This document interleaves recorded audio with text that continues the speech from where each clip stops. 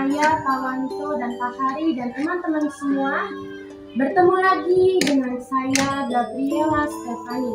Saya adalah anak dari kelas 5B dan juga saya adalah anak dari salah satu anak ABK di sekolah SDN Semper Barat 07. Pada hari ini saya akan menceritakan asal-usul Danau Toba.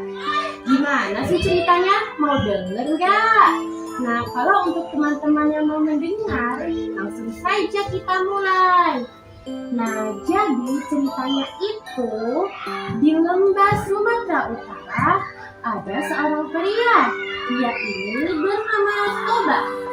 Toba bekerja di sebuah ladang, tapi sayang sekali penghasilan yang dia dapat dari ladang itu tidak seberapa, bahkan tidak cukup untuk makan sehari-hari. Pada suatu hari, Toba sangat kelaparan sekali.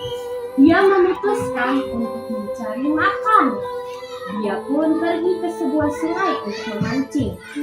Aku harap aku bisa mendapatkan ikan yang sangat besar untuk makanku hari ini. Dia pun pergi ke sungai dan memancing. Nah, di sungai itu dia memancing dan menunggu dengan sabar. Aku berharap aku bisa mendapatkan ikan yang besar dari sungai ini. Dia pun menunggu dan menunggu. Beberapa lama kemudian, waduh, pancinganku berat sekali. Dia berusaha untuk menarik pancingan itu dan ternyata benar saja dia mendapatkan ikan mas yang begitu besar. Ternyata impian Toba jadi kenyataan, teman-teman. Dia bisa mendapatkan ikan besar. Setelah itu dia pun meninggalkan tempat itu dan memutuskan untuk pulang ke rumahnya untuk memasak ikan tersebut. Nah, di rumah, astaga, ternyata aku lupa. Aku belum mencari kayu bakar untuk memasak ikan ini. Aku pergi dulu aja deh cari kayu bakar. Dia pun pergi ke tempat alias hutan untuk mencari kayu bakarnya. Tetapi ternyata ada kejadian di mana ikan mas itu baru bangun. Jadi penasaran kan? Nah, langsung saja kita lanjutkan lagi. Toba pun pulang ke rumahnya dengan rasa gembira karena dia sudah mendapatkan kayu bakar. Di rumah, astaga, kemana ikan mas yang aku letakkan di tempat yang tadi ya? Ternyata Toba meletakkan ikan masnya di tempayan. Namun ikan masnya sudah menghilang dan digantikan dengan kepingan kain mas yang begitu banyak dan berkilau. Astaga, emas dari mana ini? Kata Toba.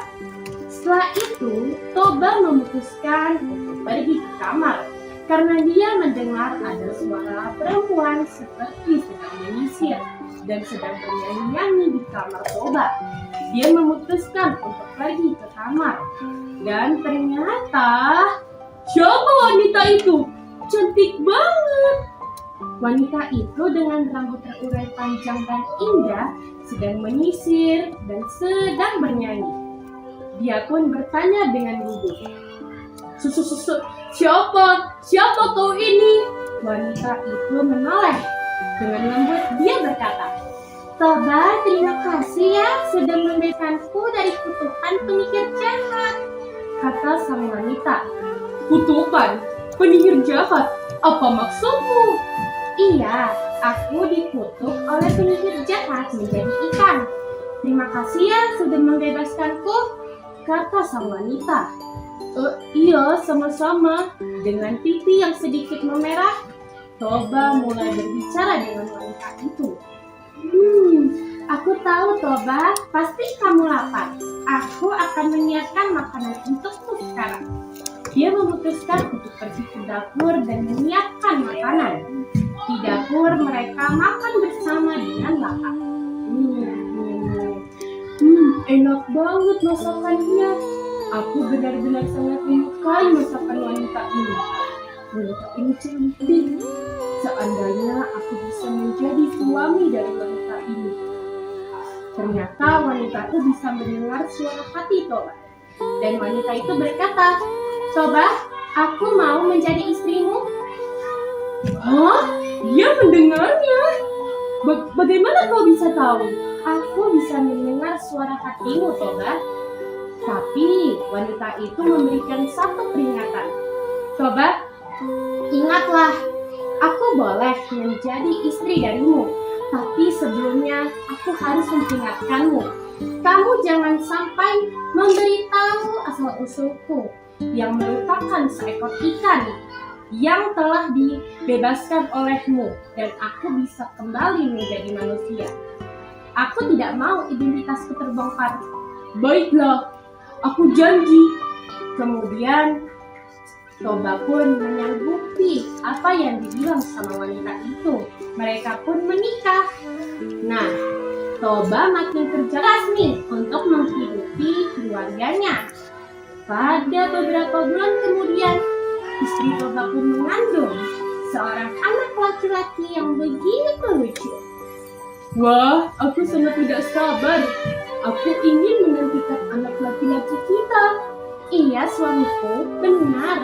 Aku juga sangat tidak sabar. Kemudian 9 bulan pun telah berlalu. Istri Toba melahirkan seorang anak laki-laki yang begitu lucu, imut, dan tampan. Wah, anak kita lucu sekali. Aku akan menamai dia Sam. Wah, anak ini begitu imut. Aku sangat suka. Aku senang. Terima kasih Tuhan sudah memberikanku dan suamiku anak yang begitu manis. Aku akan menamai dia Samuel. Wanita itu pun menyetujuinya. Yang tak lain adalah istri dari Toba. Toba pun sangat senang. Tapi 5 tahun telah berlalu. Anak dari Toba dan istrinya menjadi anak yang begitu nakal. Ayam kecil, jangan kabur. Ayam itu ketakutan dikejar oleh Samosir. Orang tuanya pun sulit untuk mendengar anak tersebut. Mendidiknya saja sulit, apalagi nanti. Samosir adalah anak yang begitu malas. Dia menghabiskan waktu untuk tidur-tiduran di rumah. Pada suatu hari, Samosir sayang, bisa minta tolong ibu nak. Ibu, ingin sekali kamu mengantarkan bekal ini. Nanti aja lah bu, aku lagi seru-seruan nih. Samosir, ibu mohon nak, kabulkanlah permintaan ibu satu kali ini saja. Samosir pun dengan malas mengikuti ibunya. Ibu mau minta tolong apa? Aku ingin meminta tolong padamu, tolong antarkan bekal ayamnya ini ya nak. Nanti jangan kamu makan satupun dari bekal ini, karena istri ayammu khawatir dan nanti akan marah. Iya bu. Samosir pun pergi menuju ladang ayahnya. Panas sekali. Aku juga lapar. Dia memutuskan untuk duduk di tanah dan melihat isi bekalnya. Wah, ini kan ayam goreng kesukaanku. Lezat. Dia pun memutuskan untuk mencoba sedikit. Enak banget. Nyam nyam nyam. Tak terasa, Samosir sudah memakan tak tersisa bekal ayahnya.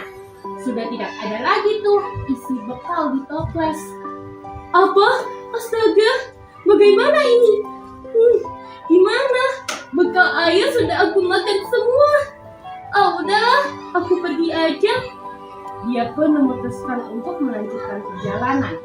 Di ladang ayah Samosir, yaitu Toba, sudah sangat marah. Gimana anak itu? Ayah, kata Samosir dengan gugup.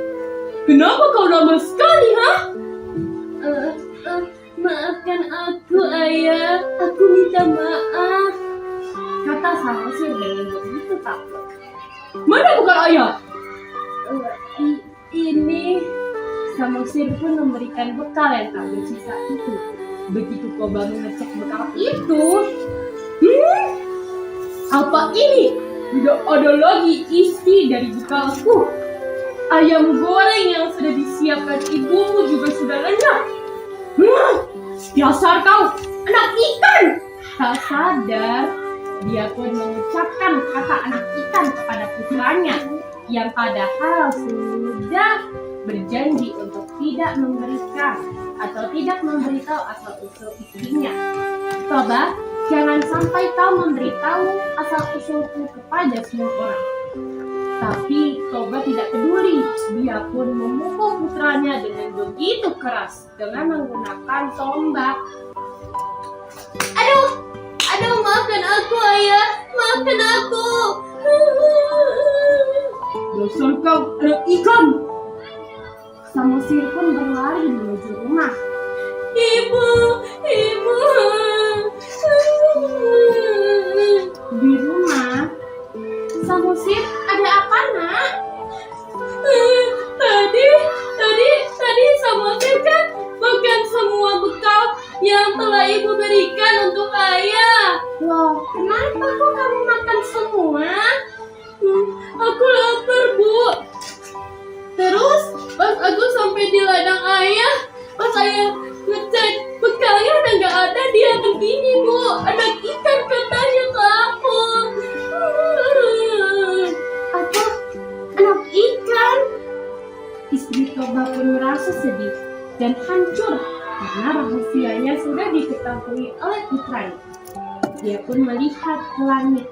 Langit mendung tiba-tiba. Dia menyadari kalau air bah akan segera datang. Samosir, berlarilah ke atas bukit, nak, sebelum air bah datang. Cepat, nak. Dia pun dengan pasrah menuruti perintah ibunya. Ya, Bu, aku akan berlari ke atas bukit sekarang.